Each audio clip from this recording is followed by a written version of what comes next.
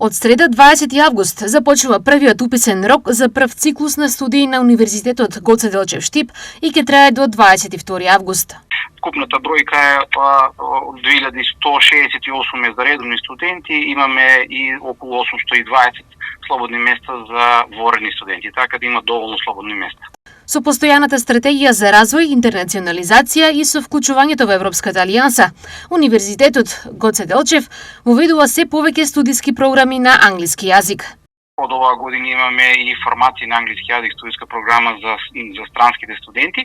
Од минатите години интересот некако беше најголем од Турција, но се надеваме дека може да привлечеме студенти ние од целиот свет, но сепак тука останува проблемот со дозволување на нивни визи и регулирање на нивниот престој. Вториот уписен рок е на 4 и 5, а третиот на 17 и 18 септември. Некои од студентите ќе бидат ослободени од партиципација.